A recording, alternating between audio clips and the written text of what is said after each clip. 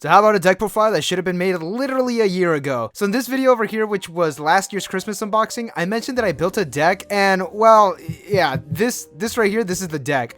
I had a small list, and I did buy some extra cards as a just in case, because if you probably cannot tell, I do not live in Japan, and getting cards is not as easy as one would think, especially now. Either way, this is a deck that I had about a year, and honestly, I kind of miss making deck profiles, so here we are. I do have this up on Tabletop Simulator, so this is a deck that I may be using every now and then. Join the live streams. We have a lot of fun. So this deck here is a mono blue Ninja Yuragi in build. I would describe it as a swarm beatdown deck. Very GOAT format, if you know what I mean. I'm going to go over a couple of cards that are not in the deck because there are options that is all like dependent on the player.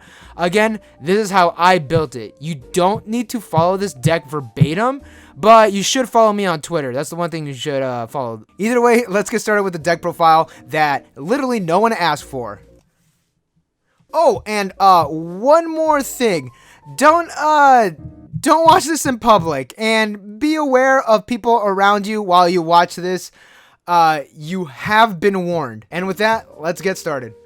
Starting at the level 0s, we run 4 of the revealed attraction Sagiri. She's a pay-to rest searching brainstorm for blue characters, and spoiler alert, all your characters are blue. At the start of your climax phase, you could send 2 characters from the waiting room back into your deck, and you give a character 3k power. Now, that effect is going to come into play a little later on. You want certain cards in your deck because that is this whole deck's gimmick. So keep that in mind. Also, 3k power, really big, and it's a nice little bonus to go along with that effect.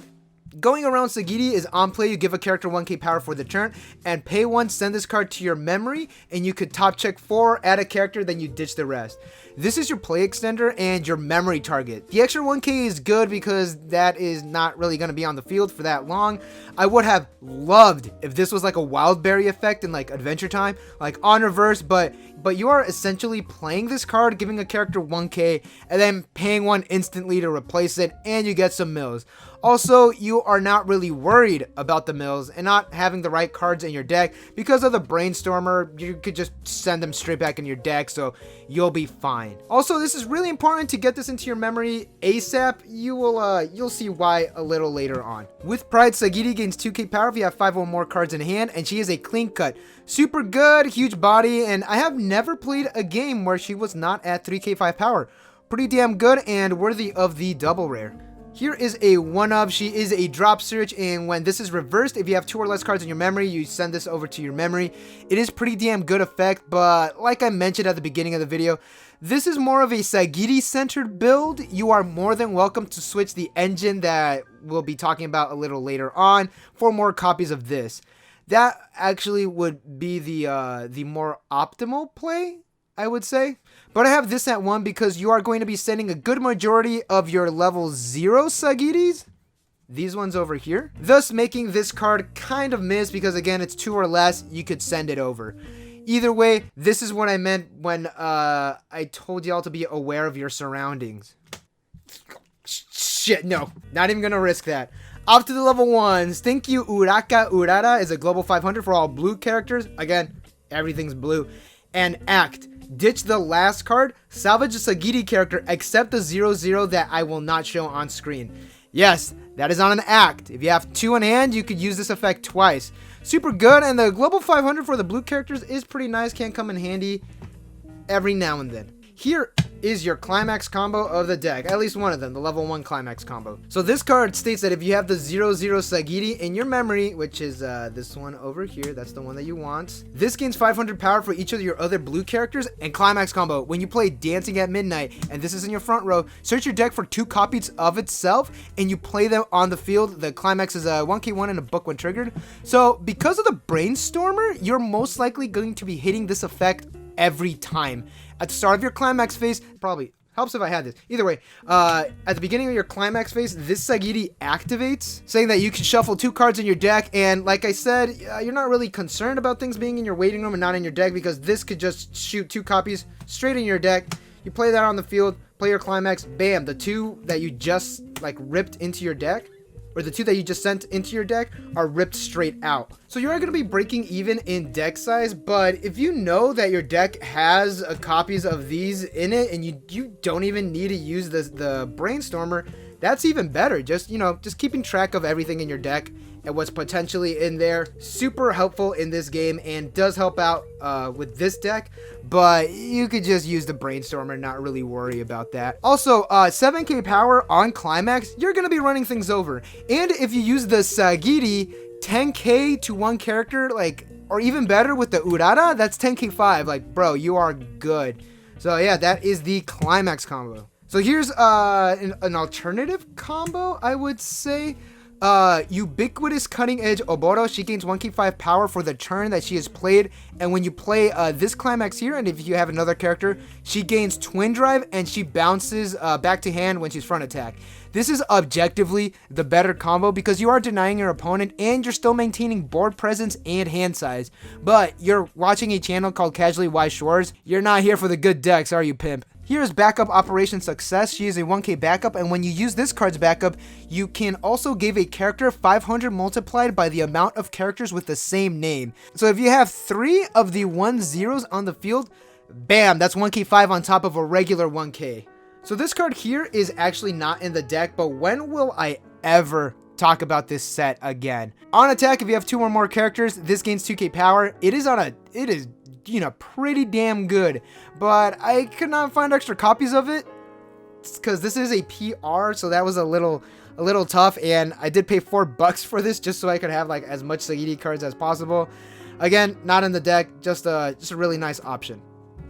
Off to the level 2s, Waitress of the Yuragi So is a level assist 500 forward, and rest this card, top check 2, and rearrange them in any order. This is going to come in handy at your level 3s, and it is nice to be able to, you know, like just know what you're going to trigger, what you're going to be top checking, what you're possibly going to be Brainstormer. Again, it'll make sense a whole lot later. Plus, super easy. All you have to do is rest the card and you're good. You get the effect. Very nice. Black Dragon God's Protective Sword is a 2k 5 backup and anti-early drop backup. You know, just pay 2. Fairly standard. Here is another fuck shit combo.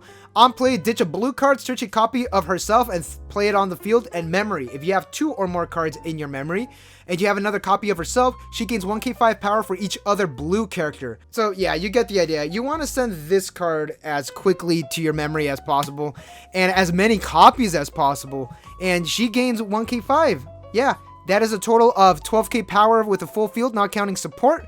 Now, this is on play, so the Brainstormer is not really going to help you out because that activates during the Climax phase. But hey, you know, you can't really win them all. Still a pretty decent effect, and I have pulled it off like a couple of times.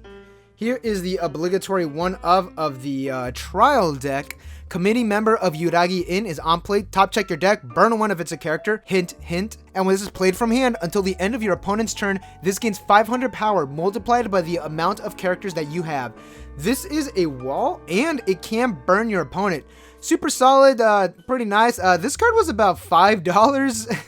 I do remember that, and I would want to bump this up, but yeah, I can't really find a copy of it.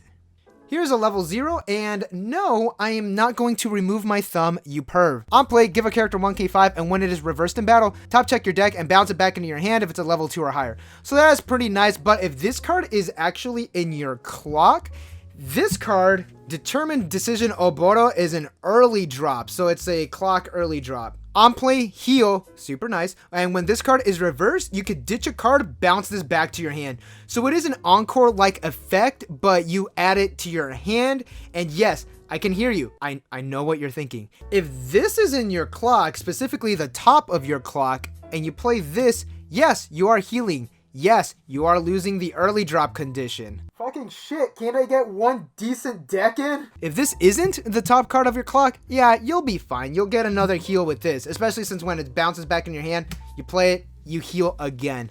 Now, the last card is actually our finisher, and a Climax combo. Reaction of the Maiden Sagiri is on play from hand. You could pay 1, search a copy of itself from your deck, and play it onto the stage. No, this does not count when it's played from your deck, like the pay 1. It's only from your hand, and I could just hear Kurumi laughing in the distance. And climax combo on attack with myself in your eyes, which is this one over here. On attack, burn 1. The climax is a 1 key 1 and an archer triggered. This is a really boring climax combo, but hey, you know, here we are. We pack out our opponent for damage and then we swing for 3, hopefully killing them in the process. And yeah, that is actually it. And there we have it, the Sagiri, you know, waifu deck profile, and that's in quotes because it's not really, it's more of a ninja center deck. This deck is just super fun to play because Weiss does not really have the effect of, you know, play or call from your deck. It is really reminiscent of Yu-Gi-Oh! In that aspect.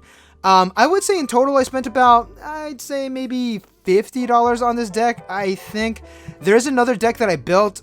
Built is okay. That's kind of the wrong word. I literally bought it for 20 bucks.